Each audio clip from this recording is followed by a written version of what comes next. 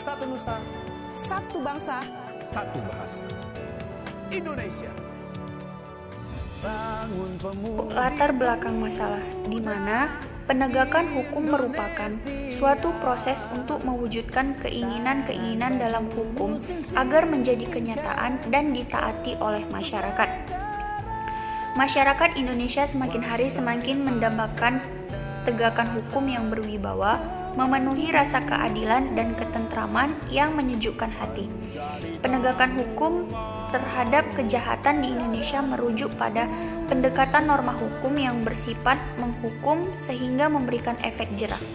Penegakan hukum di Indonesia yang ada saat ini merupakan suatu pencerminan bahwa negara kita merupakan negara hukum sebagaimana telah dijelaskan dalam Undang-Undang Dasar tahun 1945. Hukum yang ada pada saat ini dimaksudkan adalah untuk melindungi segenap kepentingan individu dan menciptakan keadilan di tengah-tengah masyarakat guna menciptakan masyarakat yang berkeadilan dan sejahtera. Dalam pembuatan proyek dari hasil mini riset ini, kelompok kami menggunakan pendekatan penelitian dengan menggunakan penelitian kuantitatif, yaitu metode kepustakaan. Mengenai identifikasi masalah, berdasarkan latar belakang masalah yang telah dipaparkan di atas, maka dapat diidentifikasi masalah yaitu bagaimana kualitas penegakan hukum yang tidak adil pada pemerintah. Selanjutnya yaitu mengenai batasan masalah, di mana untuk menghindari penafsiran yang berbeda dan mempertegas sasaran yang akan diteliti, maka peneliti membatasi pada bagian seberapa pentingkah peran pemerintah dalam penegakan hukum. Dalam pembuatan proyek dari hasil mini riset kami, dapat ditemukan yaitu rumusan masalah. Yang pertama itu adalah bagaimana peran pemerintah dalam penegakan hukum. Yang kedua itu, apakah ada visi pemerintah dalam penegakan hukum. Yang ketiga yaitu bagaimana kebijakan yang dibutuhkan pemerintah dalam penegakan hukum. Selanjutnya, dalam pembuatan proyek dari hasil mini riset kelompok kami, yaitu tujuan penelitian, di mana tujuan tersebut berupa untuk mengetahui bagaimana peran pemerintah dalam penegakan hukum. Yang kedua yaitu untuk mengetahui apakah ada visi pemerintah dalam penegakan hukum. Yang ketiga yaitu untuk mengetahui bagaimana kebijakan yang dibutuhkan pemerintah dalam penegakan hukum. Selanjutnya yaitu dalam pembuatan proyek dari hasil mini riset kami, yaitu dari landasan teorinya. Yang pertama itu ada teori keadilan. Berdasarkan pada teori keadilan yang didasarkan pada adil yang berasal dari bahasa Arab yang berarti berada di tengah-tengah, jujur, lurus, dan tulus. Dalam adil, terminologis berarti sikap yang bebas dari diskriminasi, ketidakjujuran. Jadi, orang yang adil adalah orang yang sesuai dengan standar hukum, baik hukum agama, hukum positif atau hukum negara, serta hukum sosial atau hukum adat yang berlaku. Menurut Aristoteles, keadilan itu merupakan kelayakan tindakan manusia. Kelayakan artinya sebagai titik tengah antara dua ekstrim yang terlalu banyak dan terlalu sedikit. Kedua ekstrim melibatkan dua orang atau benda. Ketika dua orang telah punya kesamaan dalam ukuran yang telah ditetapkan, maka setiap orang harus mendapatkan objek atau hasil yang sama. Jika tidak sama, maka masing-masing orang akan menerima bagian yang tidak sama, sedangkan proporsi pelanggaran terjadi disebut tidak adil. Sedangkan menurut W.J.S. Purwodarminto, kata adil berarti tidak berat. Harus tidak ada kesewenang-wenangan dan tidak memihak. Jadi, keadilan pada dasarnya memerlukan seseorang atau pihak lain yang sesuai dengan hak-hak mereka, yang artinya adil itu tidak harus sama. Dalam keadilan, menurut Aristoteles, yang pertama itu adalah keadilan komunikatif, di mana keadilan komunikatif itu merupakan perlakuan kepada seseorang tanpa memperhatikan apa yang sudah dilakukannya. Yang kedua itu ada keadilan distributif, di mana keadilan distributif ini merupakan perlakuan kepada seseorang sesuai dengan apa yang telah dilakukannya. Yang ketiga itu ada keadilan kodrat, di mana ini memberikan sesuatu yang sesuai dengan yang diberikan kepada orang lain. Terus keadilan konvensional, di mana keadilan konvensional ini merupakan seseorang yang harus mematuhi semua hukum dan peraturan yang telah diberlakukan. Keadilan menurut teori perbaikan merupakan seseorang yang telah mencoba mengembalikan 19 reputasi orang lain yang telah terkontaminasi atau tercemar nama baiknya. Pokok-pokok pikiran yang terkandung dalam pembukaan Undang-Undang Dasar tahun 1945 yaitu untuk membangun negara yang merdeka, bersatu, berdaulat, adil, dan makmur. Negara Indonesia dalam mencapai cita hukumnya yang sesuai dengan pasal 27 ayat 1 Undang-Undang Dasar Negara Republik Indonesia bersamaan kedudukannya di dalam hukum dan pemerintahan dan wajib menjunjung tinggi hukum dan pemerintahan itu dengan tidak dan perilaku alat negara dan penduduk atau warga negara orang asing. Harus berdasarkan dan sesuai dengan hukum. Dalam upaya untuk mewujudkan kehidupan yang damai, aman, dan tentram, diperlukan adanya aturan untuk mengatur kehidupan sosial masyarakat agar sesama manusia dapat berperilaku dengan baik dan rukun. Namun, gesekan dan perselisihan antara sesama manusia tidaklah dapat dihilangkan, maka hukum diberlakukan terhadap siapapun yang melakukan perbuatan melanggar hukum. Saya akan melanjutkan penjelasan dari Saudari Dina, yaitu metode penelitian. Yang pertama, jenis penelitian. Penelitian yang akan digunakan merupakan jenis penelitian kualitatif sesuai dengan objek kajian laporan mini riset. Maka jenis penelitian yang akan dilakukan adalah kategori penelitian kepustakaan atau library research. Yang kedua, metode penelitian. Dengan begitu, penelitian yang dilakukan merupakan penelitian dengan pendekatan kualitatif dan metode penelitian yang digunakan adalah metode kepustakaan berupa menganalisa informasi dari berbagai buku dan media massa mengenai penegakan hukum di Indonesia. Kemudian ada fokus penelitian. Fokus penelitian ini cukup hanya membahas kualitas penegakan hukum di Indonesia yang tidak adil atau berpihak pada golongan tertentu. Kemudian ada instrumen dan pengumpulan data. Jenis data, instrumen pengumpulan data, teknik yang digunakan adalah studi kepustakaan dan dokumentasi, di mana dalam pengumpulan data-datanya dilakukan dengan mengidentifikasi wacana dari buku-buku, makalah atau artikel, jurnal, web atau internet, ataupun informasi lainnya yang berhubungan dengan judul penulis, yaitu penegakan hukum di Indonesia. Lanjut itu ada teknik pengutipan data. Teknik yang digunakan adalah pengumpulan data kuantitatif, yaitu dengan dokumentasi. Teknik analisis data.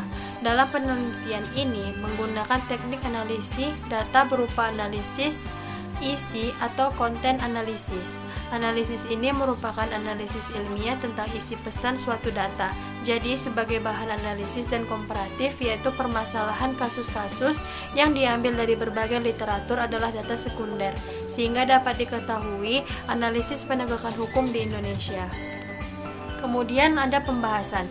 Kualitas penegakan hukum di Indonesia yang tidak adil atau berpihak pada golongan tertentu, salah satu penyebab utamanya adalah aparat penegak hukum yang fanatik dengan uang atau sekularitas, gampang dibisikkan soal punya uang kaya agar tersangka bisa bebas, atau masalah dianggap hilang tanpa alasan. Mengingat kenyataan ini, di mana orang-orang seperti kita seharusnya tinggal bagaimana saat kami mempercayai ketua, orang-orang di sana kehilangan rasa keadilan sejatinya. Saat ini sulit untuk menggambarkan situasi hukum di Indonesia tanpa memperhatikan keluh kesah orang-orang yang dirugikan oleh hukum dan kemarahan masyarakat dalam menggunakan hukum untuk mencapai tujuannya tanpa menggunakan hati nuraninya. Semua lapisan masyarakat di Indonesia dan luar negeri sedang meneliti profesi hukum dengan cermat. Kemudian visi pemerintah untuk penegakan hukum. Selama ini, dalam proses demokratisasi, hukum seringkali dianggap tidak penting. Ini biasanya dianggap sebagai sektor yang mendukung perbaikan di bidang lain, seperti pemulihan politik dan ekonomi. Akibatnya, reformasi hukum sering diartikan sebagai merumuskan berbagai peraturan perundang-undangan yang diperlukan untuk melaksanakan rencana perbaikan ekonomi dan politik daripada mereformasi lembaga penegakan hukum itu itu sendiri. Untuk pembahasan yang lebih spesifik, pemerintah perlu melakukan beberapa hal dalam penegakan hukum. Dari segi substansi hukum atau perundang-undangan, pemerintah perlu mendorong lahirnya peraturan perundang-undangan terkait penegakan hukum dengan visi tersebut. Misalnya, pembentukan regulasi yang membutuhkan prosedur teknis dengan menerapkan prinsip transparansi dan akuntabilitas. Selain itu, pemerintah sebagai salah satu pembuat undang-undang perlu secara proaktif memberlakukan ungundang-undang terkait perbaikan lembaga penegakan hukum seperti pengadilan, kejaksaan, dan kepolisian. Di tingkat peralatan seperti kebijakan terkait disiplin tingkat tinggi perlu dikembangkan. Mungkin hanya itu yang bisa saya sampaikan. Mungkin bisa dilanjutkan dengan teman saya selanjutnya. Ada banyak kasus mengenai ketidakadilan dalam hukum di Indonesia yang kami angkat dalam riset kami. Di antaranya, kasus yang menimpa seseorang nenek di Banyumas yang divonis 1,5 tahun penjara hanya karena mencuri 3 buah kakao yang harganya kurang dari Rp10.000. Sedangkan para koruptor yang mencuri uang negara miliaran kadang banyak menggunakan uangnya untuk mendapatkan kurungan yang tidak sebanding dengan perbuatannya. Banyak juga mafia hukum yang memiliki uang sebagai dalih agar tidak mendapatkan kurungan yang sesuai dengan undang-undang yang telah ditetapkan. Masih banyak lagi kasus di Indonesia yang cukup memprihatinkan dalam pemberitaan di media. Saya memberikan sedikit argumentasi bahwa sebenarnya untuk memberikan kemajuan dalam penegakan hukum di Indonesia yang paling utama harus kita ubah adalah membentuk kepribadian karakter manusianya. Karena dengan membentuk karakter manusia yang baik akan menciptakan manusia yang baik untuk mengelola negara Indonesia di masa yang akan datang. Maka dari itu pemerintah harus gencar dalam mengubah pendidikan di Indonesia, baik itu secara sistem ataupun kurikulum. Ada satu kalimat, Anda dapat hidup tanpa kebaikan, tetapi Anda tidak dapat hidup tanpa keadilan. Mari kita semua, kita adalah bagian dari negara Indonesia. Wujudkan negara hukum yang adil untuk semua pihak, bukan hanya sekedar negara hukum yang memihak pada kelompok tertentu untuk meraup keuntungan semata. Demi terwujudnya negara yang sesuai dengan sila kedua Pancasila, yaitu kemanusiaan yang adil dan beradab, dan sila kelima Pancasila, keadilan sosial bagi seluruh rakyat Indonesia. Terima kasih. Baik, terima kasih. Yang selanjutnya yaitu solusi. Di sini saya akan membacakan solusi daripada bagian moral dan hukum. Yang pertama itu yaitu semua warga negara Indonesia dan aparat penegakan hukum membutuhkan pembenahan moral. Karena pembenahan moral merupakan langkah utama untuk mengatasi masalah penegakan hukum dan karenanya memiliki reputasi yang tinggi. Dan yang kedua, keikutsertaan polisi, kejaksaan agung, dan kehakiman akan sangat membantu masyarakat awam yang belum paham hukum untuk berpartisipasi dalam sosialisasi hukum. Menurut mereka, hukum adalah untuk membangun masyarakat yang lebih tertib dan taat hukum pelajaran. Dan yang tiga yaitu aparat penegakan hukum hendaknya tidak hanya meneliti fakta, tetapi juga menimbang dan memahami latar belakang kejadian. Apa penyebab kejadian tersebut, adanya faktor kemanusiaan dan rasa keadilan saat mengambil keputusan.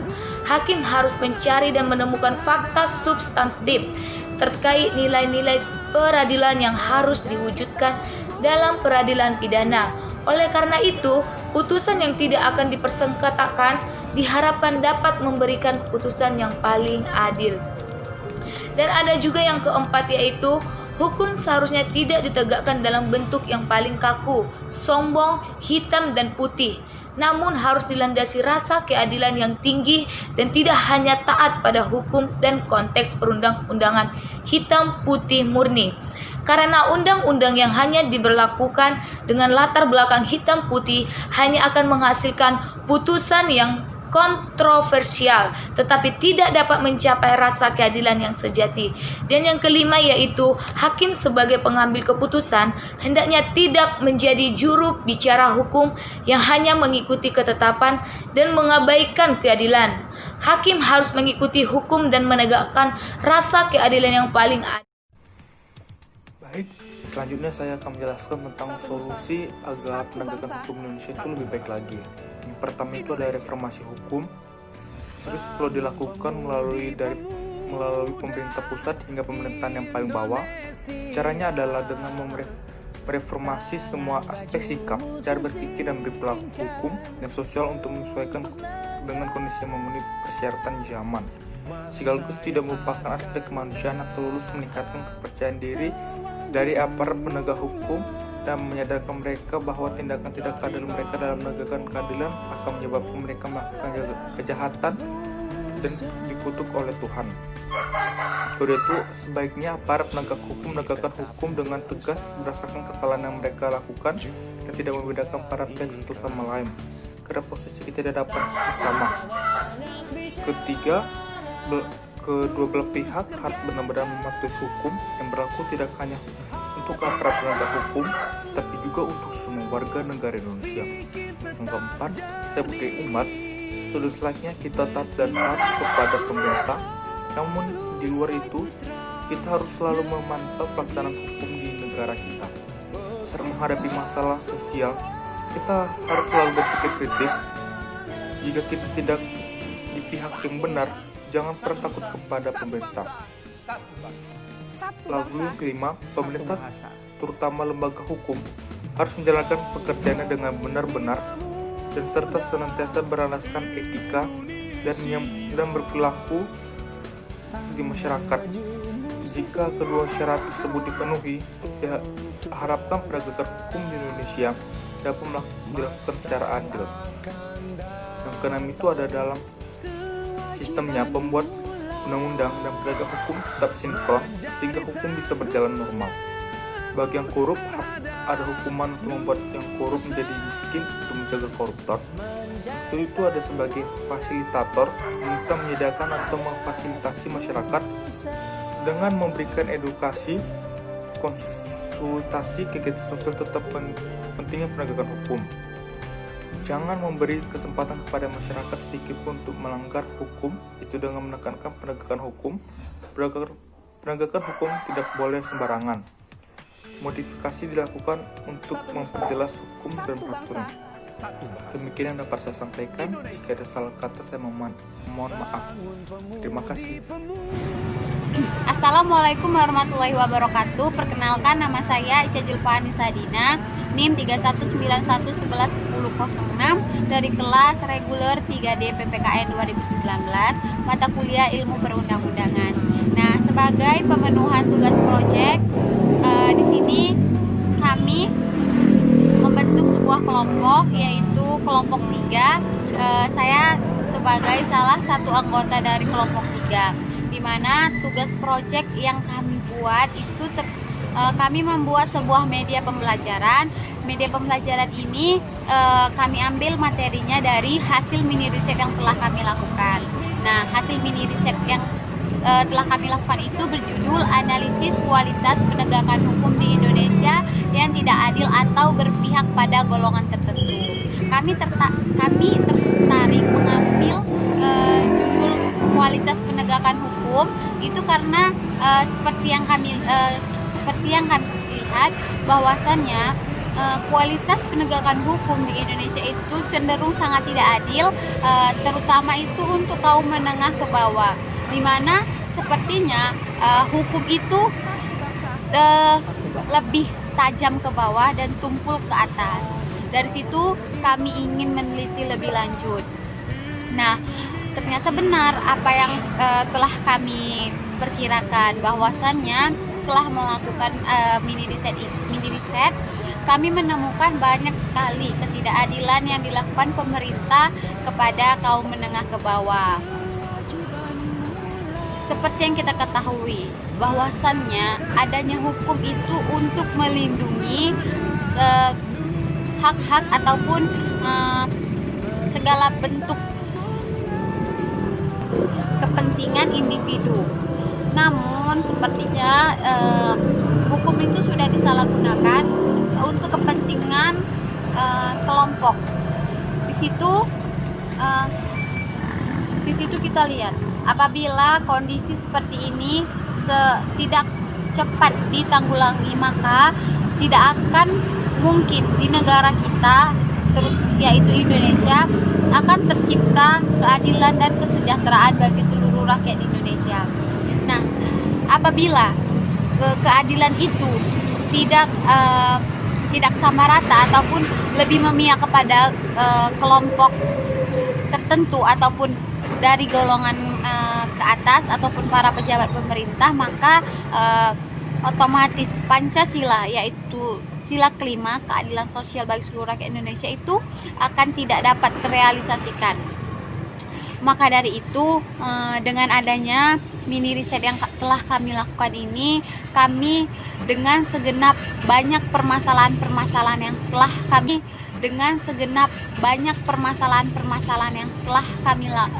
teliti.